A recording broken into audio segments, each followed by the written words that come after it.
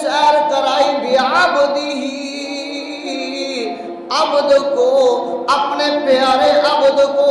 یہاں پر اللہ رب العزت نے اپنے محبوب کو رسول نہیں کہا، اپنے محبوب کو نبی نہیں کہا، اپنے محبوب کو محمد رسول اللہ نہیں کہا، اپنے محبوب کو احمد نہیں کہا، بلکہ فرمایا بعبدہ،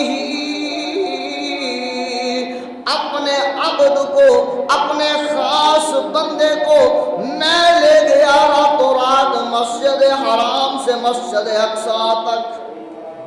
اللہ اکبر، کہہ دیجئے سبحان اللہ۔ پتہ یہ چلا کہ اللہ تبارک و تعالی اپنے محبوب کی ذات کو مسجد حرام سے مسجد اقصیٰ تک لے گیا، اور وہ جو پاک ہے، ہر عیوب و نقائص سے مبرہ و منزہ ہے، وہ مالک لم یزل ہے، وہ خالق کائنات ہے، وہ اپنے بندے کو لے گیا۔ تو یہاں پر فرمایا اعتراض نہیں بنتا، اب فرمایا عبد کیوں کہا گیا؟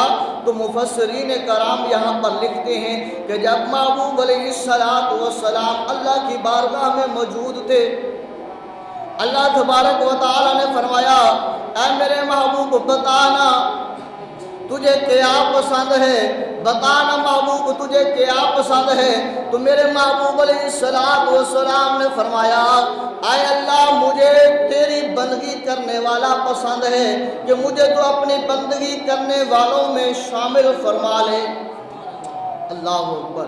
تو اللہ تبارک و تعالی نے اپنے محبوب سے جب یہ پوچھا تو محبوب نے عرض کی مولا مجھے جو ہے وہ اپنی عبد میں، اپنی بندگی کرنے والوں میں شامل فرما۔ تو کریم اللہ نے پھر قرآن میں فرمایا سبحان الذی اسری بعبدہ لیلا من المسجد الحرام الی المسجد الاقصی الذی بارکنا۔